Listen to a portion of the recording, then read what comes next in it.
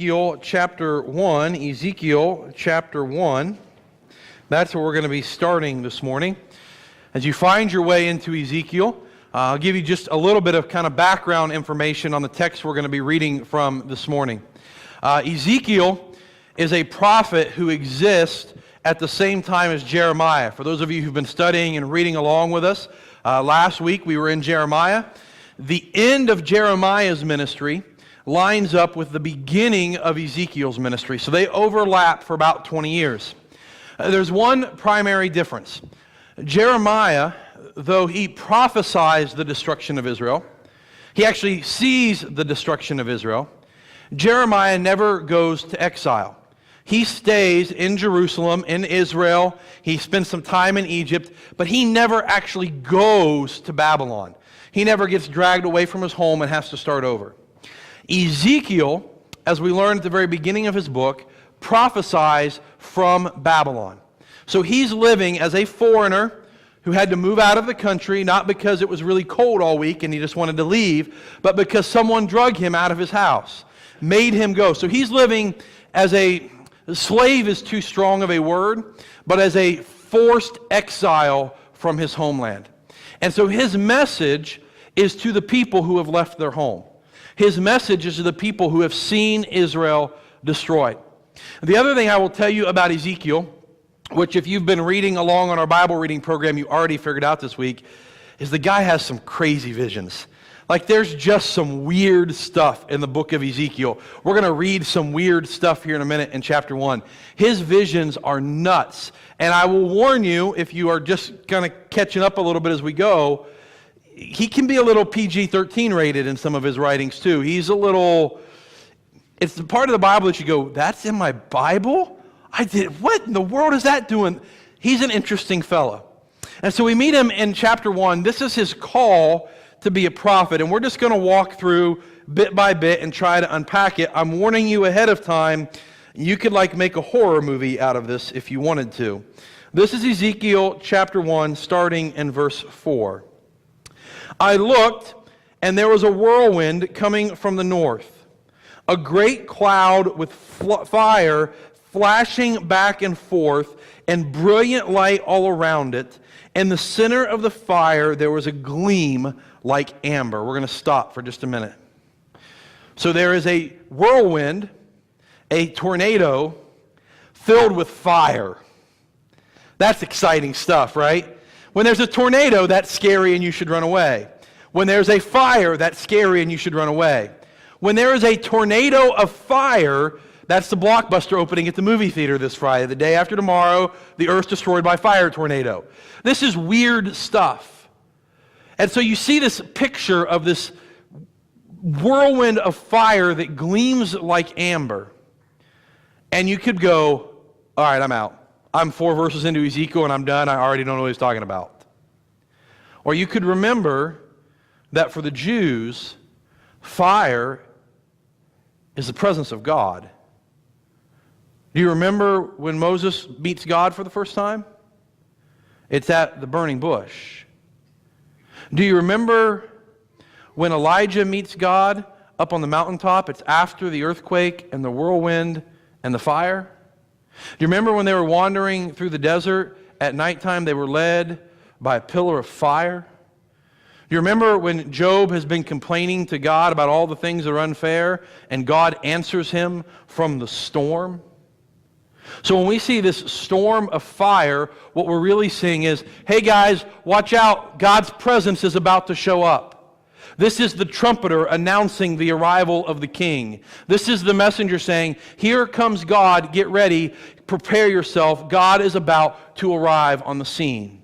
So we begin with the whirlwind of fire, and then things get really interesting because we meet these creatures. Verse 5. The form of 4 living creatures came from it, and this was their appearance. They had human form, but each of them had 4 faces and 4 wings. Their legs were straight, and the soles of their feet were like the hooves of a calf, sparkling like the gleam of polished bronze. They had human hands under their wings on their 4 sides. All four of them had faces and wings, and their wings were touching. The creatures did not turn as they moved. Each one went straight ahead. The form of each of their faces was that of a man, and each of the four had the face of a lion on the right, the face of an ox on the left, and the face of an eagle. That is what their faces were like. Their wings were spread upward. Each had 2 wings touching that of another, and 2 wings covering its body. Each creature went straight ahead. Wherever the Spirit wanted to go, they went without turning as they moved. The form of the living creatures was like the appearance of burning coals, of fire and torches.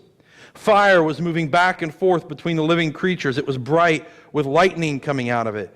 The creatures were darting back and forth like flashes of lightning. Amen. All right, we can just go home, right? So I have to show you this. They taught this class in Sunday school this morning, which, what a great class to teach to like 4th and 5th grade. What a great lesson, right? The 4 creatures. They made this awesome little thing that I wanted to show you. So we have the creature here. We have the 4 faces. We have the face of the man, the face of the lion, the face of the ox, the face of the eagle, and the wings touching on each side. They did a nice job. I think she said it took them like 45 minutes to get all the pieces on. So we have this weird looking creature that has these massive wings and these 4 faces and straight legs but hooves that gleam like bronze, that fire is bouncing around them. They're glowing from being in the presence of God, and they move in every direction without having to turn. What in the world is this about? A couple of things I'll point out. 1, the 4 faces of the creature stand as a representation for the crown jewel of God's creation.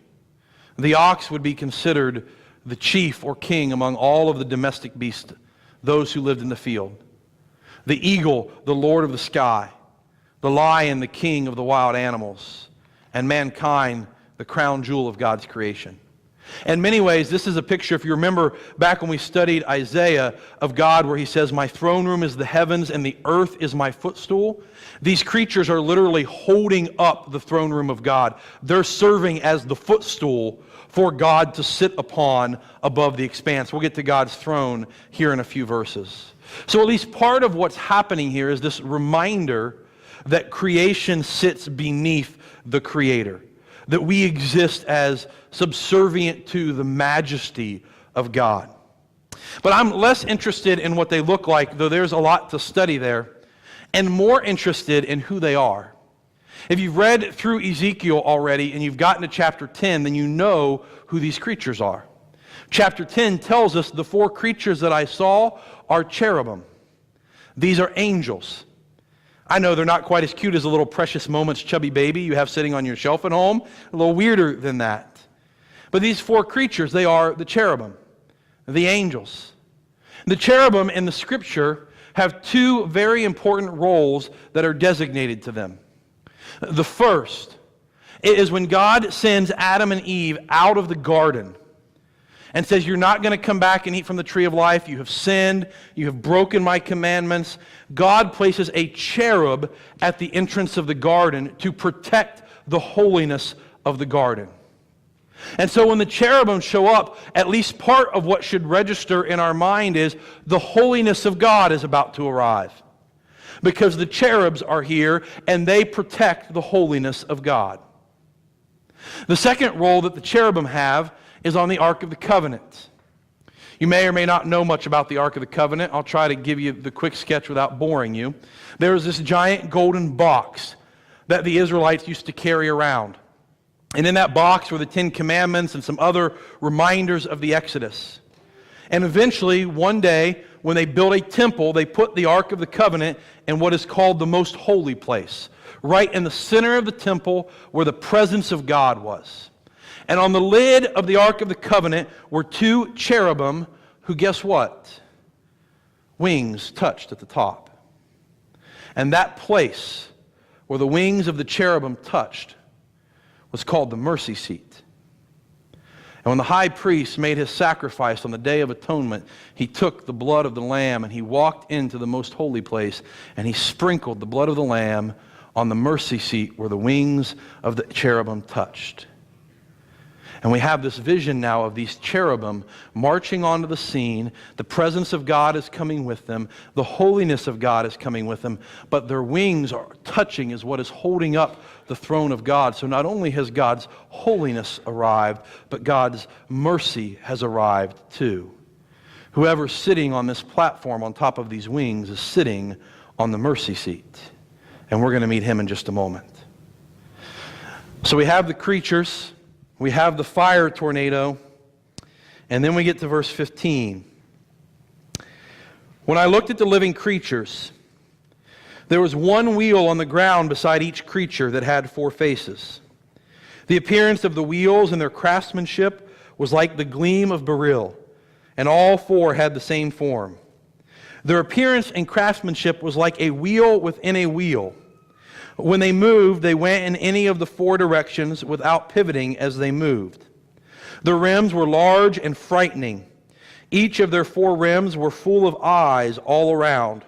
So when the living creatures moved, the wheels moved beside them. And when the creatures rose from the earth, the wheels also rose. Wherever the Spirit wanted to go, the creatures went in the direction the Spirit was moving, and the wheels rose alongside them, for the spirit of the living creature was in the wheels. When the creatures moved, the wheels moved. When the creatures stood still, the wheels stood still. When the creatures rose from the earth, the wheels rose alongside them, for the spirit of the living creature was in the wheels.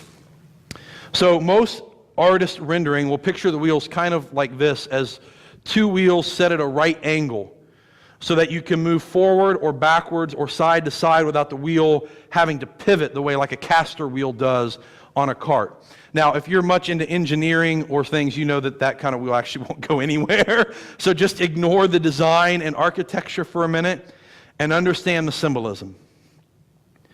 God's throne is being wheeled to and fro throughout the countryside. And it is moving very rapidly according to the text. And that wherever God wants to go, he goes, and these wheels take him without any hindrance or any obstacle. He goes wherever he wants, whenever he wants, however quickly he wants. The presence of God is on the move. Now I want to back up and just let you understand why this is such an important vision.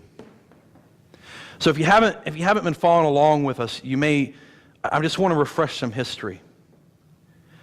The people of God lived in this land that was called the Promised Land. It was called Israel. God called Abraham, promised the land to Abraham. Then he used Moses and Joshua to bring them and put them in that land. And then he used kings like David to subdue and rule that land. And then Solomon built a temple in that land, and the presence of God lived in that temple. For the first century, or for the Jews living in the 5th century BC, the temple was where God lived. And so if the temple was destroyed, then where was God? These people living in Babylon their whole lives have thought God lived in the temple in Jerusalem and Israel. And now there is no more Israel, and there is no more Jerusalem, and there is no more temple. God can't even find us. Here we are living on the banks of a river in a foreign country, and God doesn't even know where we are. How are we supposed to worship God? The temple's destroyed. How are we supposed to be protected? The place where God lived is gone. And if you that sounds so weird to us that God would be confined to a building. But you remember when we studied Jonah? Jonah runs to Tarshish. Do you know why he runs to Tarshish? Because he thinks if he gets far enough away from Israel, God won't be able to find him. If I just get far enough over there, God can't get me anymore. And so we have this whole group of people living in a foreign country going, does God even know what's happening here?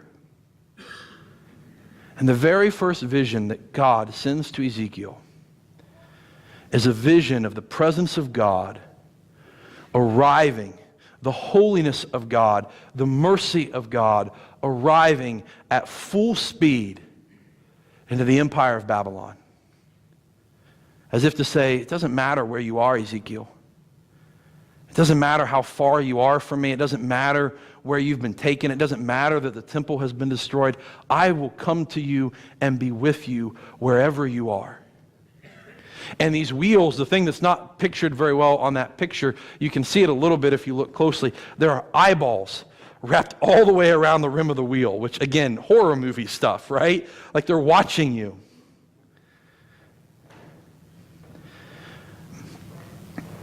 We could just stop here,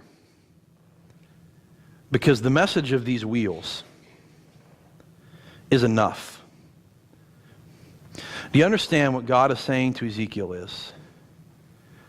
I don't care where you are. I don't care how far you may think you are from me. I don't care what suffering you may be going through.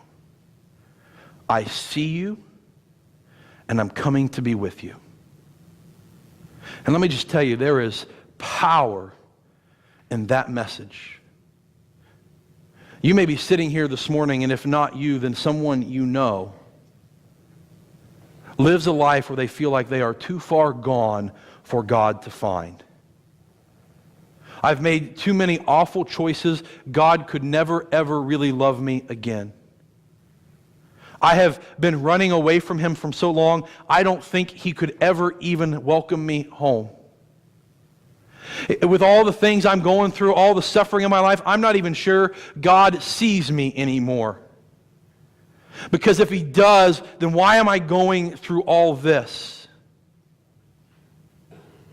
And the message of Ezekiel 1 is to a group of people who have lost their homes, lost their family, are living in a foreign country, and are suffering incredibly.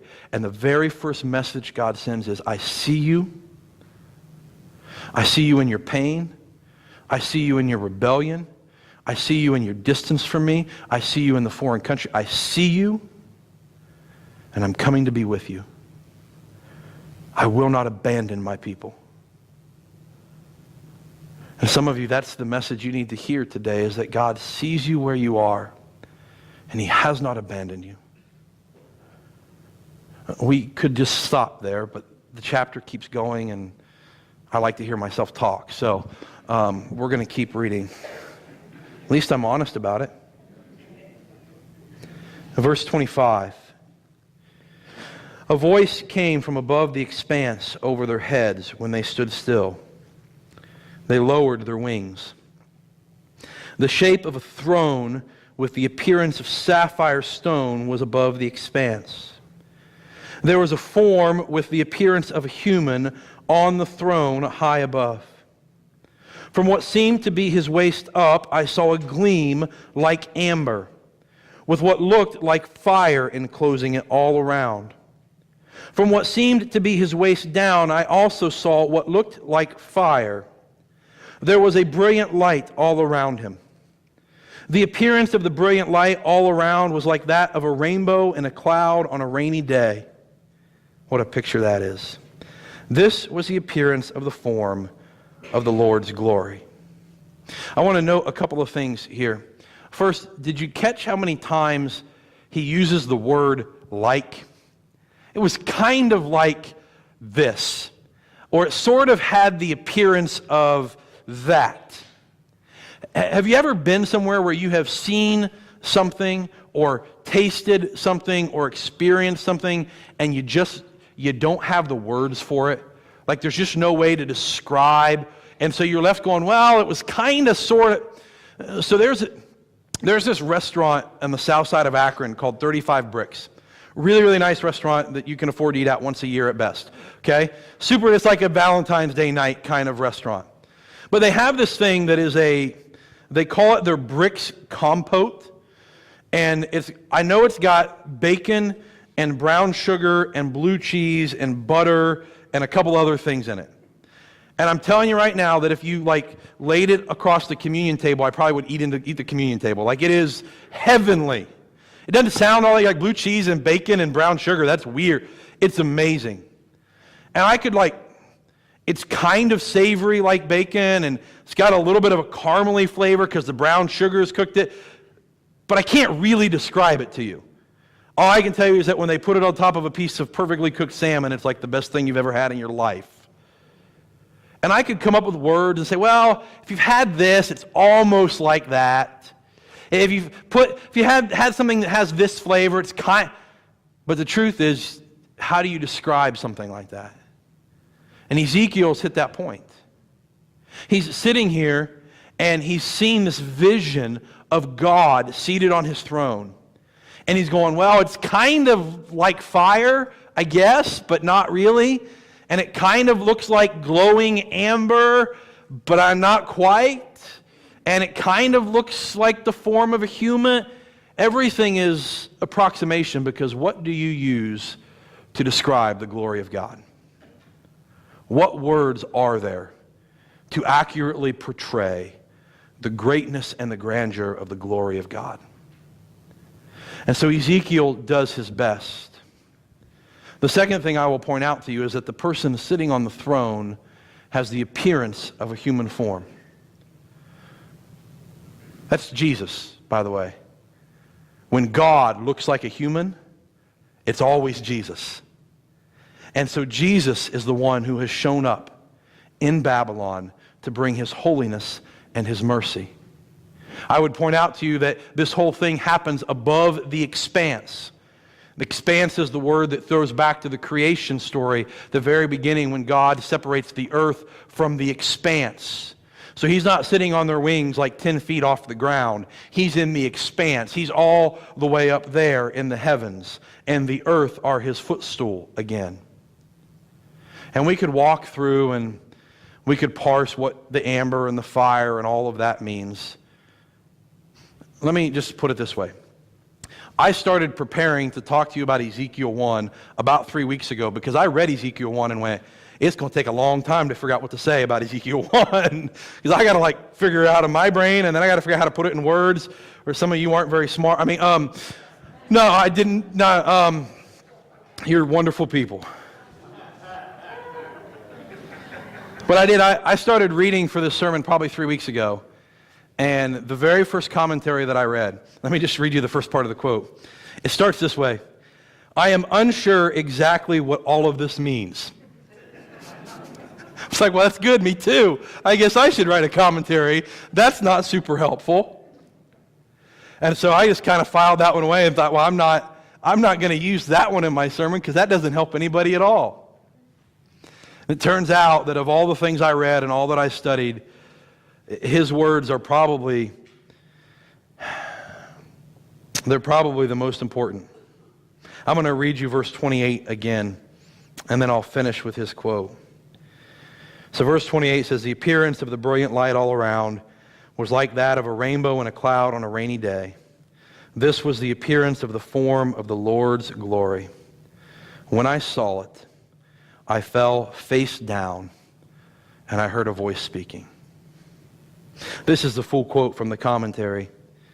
He says, I am unsure exactly what all this means, but I know for certain when you encounter the grandeur of the glory of God, there is only one appropriate response.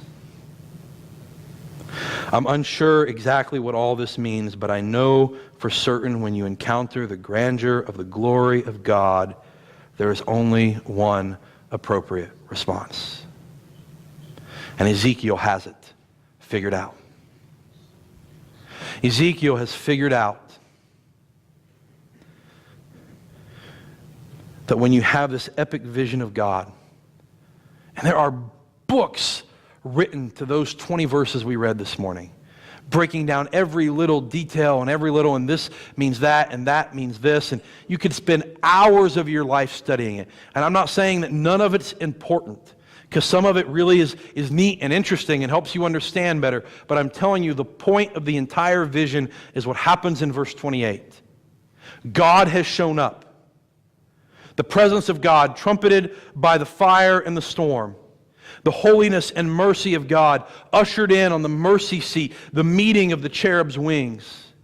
The omniscience and omnipresence symbolized by these wheels, that God sees and goes everywhere all the time. The power and majesty of God, signified by his throne above the expanse. God has arrived. And when God arrives, we fall on our face in worship. It's always been interesting to me. People talk about what they're going to do when they see Jesus for the first time and all these questions they have for him and how they're going to run up and give him a big hug. You know what we're going to do when we see God for the first time? We're going to do exactly what Ezekiel did. You ever read the book of Revelation? The Apostle John is standing there and Jesus like sneaks up behind him and starts, well, it doesn't talk to him. It says, with a voice like a trumpet. So he starts to yell at him about the coming in, and it says, John fell on his face like one who was dead. Because when you see God for who he is, when you stop thinking of God as this nice little genie that gives me my wishes, when you stop thinking of God as this buddy of mine, my companion, listen, God loves us and God is with us, but God is also King Almighty, seated on his throne. And the appropriate response for the people of God is to worship him with everything that we have. And when we don't do that, it's only because of our own pride. It's only because we don't realize how tiny and insignificant we really are by comparison. I know I've shared it here before, but you're just going to have to bear with me because one of my great pet peeves in life is the use of the word awesome. Somewhere in the mid-90s, awesome came to mean like really cool. Like, that was an awesome party, dude. That was so much fun. The word means one thing and one thing only. Something that inspires awe. Something that takes your breath away and makes you realize just how insignificant you are and how majestic God is. Something that inspires awe.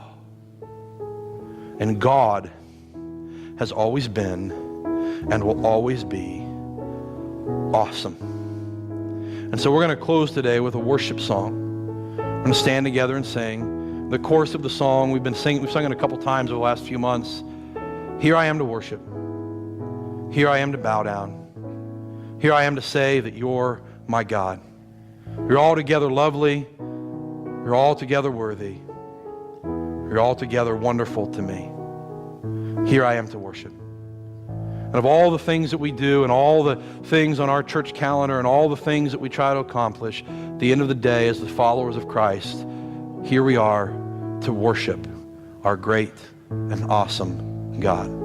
So let's close with a little bit of worship. Why don't you stand and join me in song?